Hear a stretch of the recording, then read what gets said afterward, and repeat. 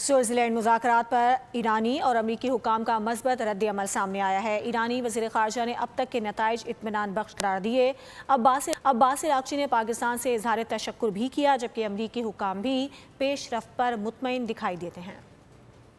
برگنسٹاک میں بات چیت مثبت اور مفید قرار دے دی گئی۔ مذاکرات کے اختتام پر امریکی اور ایرانی حکام نے بیانات جاری کر دیے۔ ایرانی وزیر خارجہ نے سوشل میڈیا پر خصوصی پیغام جاری کیا۔ عباس عراقچی کہتے ہیں پاکستان اور قطر کی ثالثی میں امن کے لیے اہم پیش رفت ہوئی۔ عباس عراقچی کا کہنا ہے کہ ایران پر عائد تیل اور پیٹروکیمیکل برآمدات کی پابندیاں ختم کر دی گئی ہیں۔ ایران کے منجمد اثاثے بھی جاری کر دیے گئے ہیں اور ناکہ بندی بھی اٹھا لی گئی ہے۔ ترجمان ایرانی وزارت خارجہ اسماعیل بقائی نے مذاکراتی وفد کے مرحلے کی تکمیل کی تصدیق کر دی۔ کہا مذاکرات میں آبنائے ہرمز میں تجارتی جہازوں کی محفوظ آمد و رفت کے لیے باقاعدہ میکانزم پر اتفاق ہوا ہے۔ امریکی سفارتکار کی جانب سے بھی بیان سامنے آیا۔ امریکی سفارتکار کے مطابق امریکہ چاہتا ہے کہ آبنائے ہرمز مکمل طور پر کھلی رہے۔ امریکی ویب سائٹ کے مطابق تمام فریقین آج کی پیش رفت پر مطمئن دکھائی دیے اور آئندہ رابطوں کے فریم ورک پر بھی اتفاق ہوا ہے۔